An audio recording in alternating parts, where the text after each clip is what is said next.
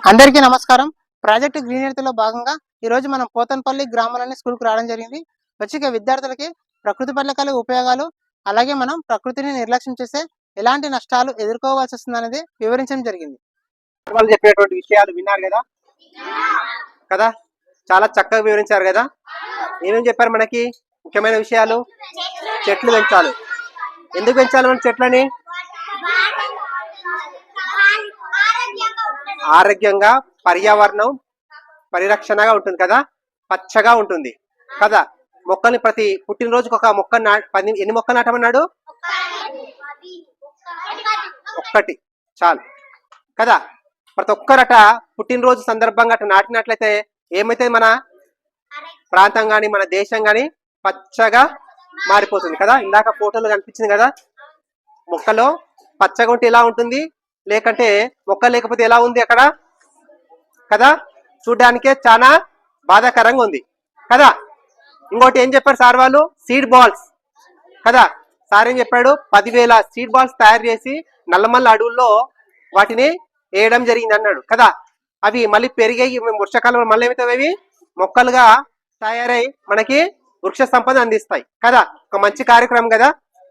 మనం కూడా మన బర్త్డే సందర్భంగా ప్రతి ఒక్కరు ఒక బాధ్యతగా తీసుకొని సరేనా మొక్కలు నాటి కదా పర్యావరణ పరిరక్షణలో భాగంగా మనందరం భాగస్వాములు అయిదామా మరి? Very good. అర్థం చేసుకున్నారు కదా. ప్లాస్టిక్ కూడా పెనుభూతం కదా. ప్లాస్టిక్ కూడా మనం అవాయిడ్ చేయాలి. షాప్కి వెళ్ళినప్పుడు ప్రతి దాని కూడా కవర్లు కవర్ ఇస్తే వాళ్ళు తీసుకోకూడదు. మనం ఇంటి నుంచి ఏం తీసుకెళ్ళాలి? ఒక సంచి తీసుకెళ్ళాలి. ఓకేనా? నారతో చేసినటువంటి సంచిని తీసుకెళ్ళినట్లయితే మనకి కదా మనం కూడా పర్యావరణ పరిరక్షణలో భాగంగా మనం కూడా భాగస్వాములు అయినట్టే అనమాట. ఇప్పటి నుంచే మీరు ఏం చేయాలి? చిన్నప్పటి నుంచి ప్రతి విద్యార్థుడుగా కదా మీరు మీ తల్లిదండ్రులకు చెప్పాలి విషయాలు. మీతోనే ఆగిపోకూడదు. ఇది వాళ్ళు 10 మంది చెప్తారు. అలా ప్రతి ఒక్కరుడికి అలా పాటిస్తే మన దేశము సస్యశ్యామలంగా పచ్చగా అనారోగ్యం లేకుండా అందరుడుగా సుఖ సంతోషాలతో వర్ధిల్లుతారు కదా. ఓకేనా? చేద్దామా మరి పని? ఓకే సరే. ఈ సందర్భంగా సార్ వాళ్ళకి ప్రత్యేక ధన్యవాదాలు తెలియజేస్తూ ఈ అవకాశం ఇచ్చినట్టు సార్ వాళ్ళ కూడా వారు కష్టపడి ఇంత దూరం ఆ స్కూల్కి ఇప్పటికి 67 స్కూల్ అంట కదా. ఇలా ప్రతి స్కూల్కి అవేర్నెస్ చేసి ఇంకా మంచిగా ముందుకు వెళ్ళాలని చెప్పేసి నేను వాళ్ళని కూడా కోరుతూ ఈ అవకాశం ఇచ్చినందుకు థ్యాంక్స్ చెప్తాను సార్ వాళ్ళు.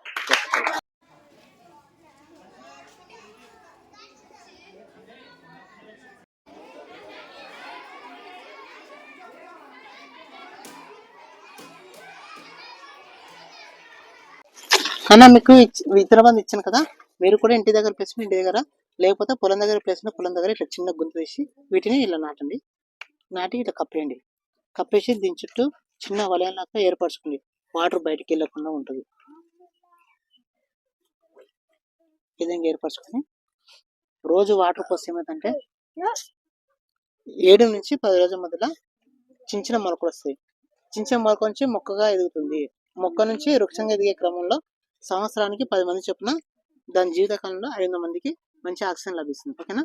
మీరు ఈ విధంగా నాటండి. అలాగే ప్రతి పుట్టినరోజుకి ఒక మొక్క నాటండి. అర్థమైంది కదా? క్లాస్.